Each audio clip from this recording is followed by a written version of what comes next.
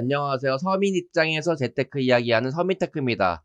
그렇게 말도 많고 탈이 많았던 세배 레버리지 속슬이 드디어 전고점을 깨고 60달러를 달성하였습니다.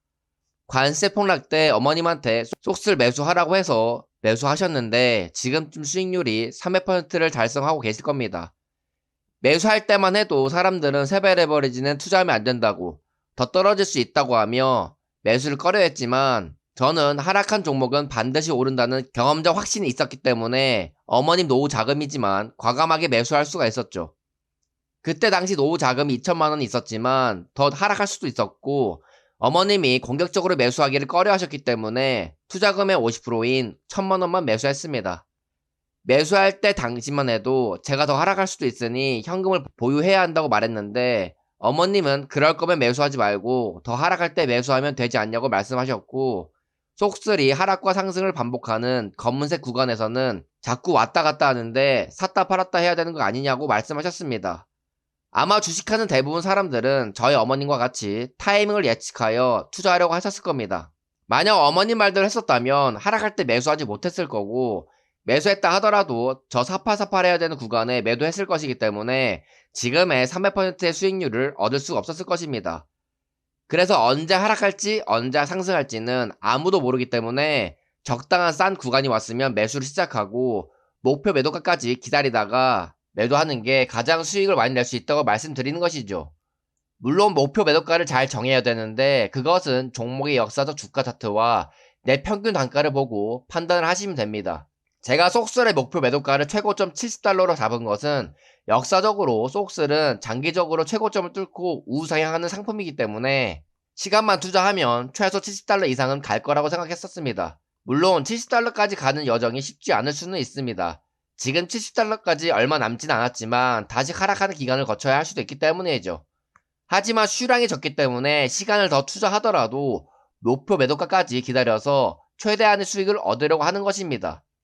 이처럼 언제 매도해야 되는지는 종목의 특성을 잘 이해하고 내가 얼마나 시간을 투자할 것인지 그리고 내가 원하는 수익률은 얼마인지를 잘 생각하여 목표 매도가를 잡으셔야 합니다. 저는 저희 어머님이 노후 대비가 잘 되어 있지 않아 주식 투자로 어머님 돈 3천만 원으로 1억을 만들어 드리려고 하고 있습니다.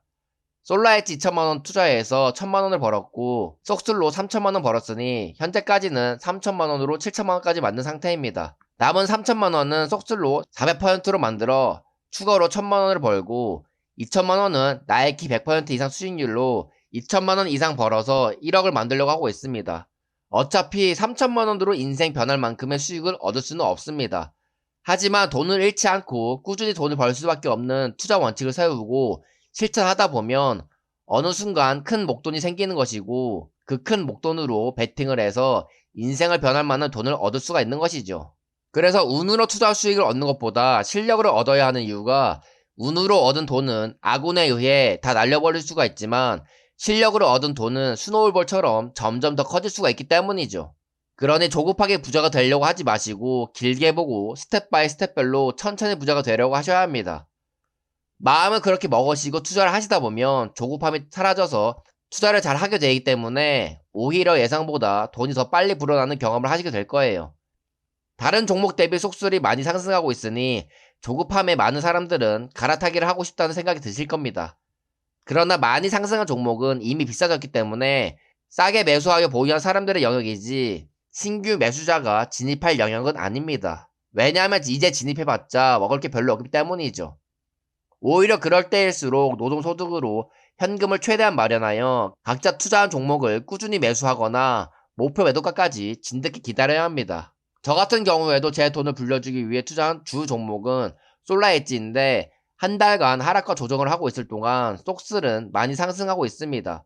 하지만 저는 속슬은 거들떠 보지도 않고 오히려 솔라엣지의 거동을 유심히 지켜보고 있습니다. 왜냐하면 제 예상은 솔라엣지는 2월부터 본격적인 상승이 기대되고 있기 때문이죠. 근거는 예전 2017년에 솔라엣지가 악재로 10달러일 때부터 상승하고 1월까지 조정을 받다가 실적 시즌 2월부터 다시 상승했기 때문입니다. 신기하게도 주가가 상승한 기간과 가격 그리고 조정하는 기간도 비슷하게 흘러가서 예전과 비슷한 움직임을 줄 확률이 높다고 생각이 되어 기다리고 있는 것이죠. 그리고 속슬 같은 우량주들이 먼저 빨리 상승해줘야 중소형주가 뒤따라 상승해주기 때문에 조급해하지 않고 제 차례가 올 때까지 기다리고 있는 것입니다. 이처럼 본인이 투자한 종목에 대한 확신과 주가의 성격을 잘 파악하고 있다면 남들이 좋다고 하는 종목을 따라다니는 게 아니라 본인만의 길을 꿋꿋하게 걸어갈 수가 있는 것이죠. 그러니 포모를 느껴 비싸진 종목에 따라 샀다가 또 고점에 물려 손절하지 마시고 우량하지만 악재에 의해 주가가 하락하여 남들이 관심 없는 종목에 관심을 가지시기 바랍니다. 아니면 매수하고 싶은데 너무 비싸다고 생각이 드시면 하락할 때까지 기다리시면 됩니다. 기다리다 보면 반드시 매수할 기회는 옵니다. 기다리는 동안 그 종목의 주가 변동성을 꾸준히 보며 친해지시는 게 좋습니다. 투자하기 전에 미리 관심을 가지고 친해져 놔야 주가가 하락했을 때 그게 기회인지 아닌지 알 수가 있는 것이니까 말이죠. 앞으로 상승할지 하락할지는 아무도 모르지만 그것과 상관없이 항상 대비가 되어 있는 투자자가 되셔야 합니다. 그러려면 투자금이 오랫동안 묵혀도 되는 여유 자금이어야 하고 현금 흐름이 높아 삶이 안정되어 있어야 하는 것이죠. 변동성에 흔들리지 않는 투자자가 되시기 바라면서 영상을 여기서 마치겠습니다. 감사합니다.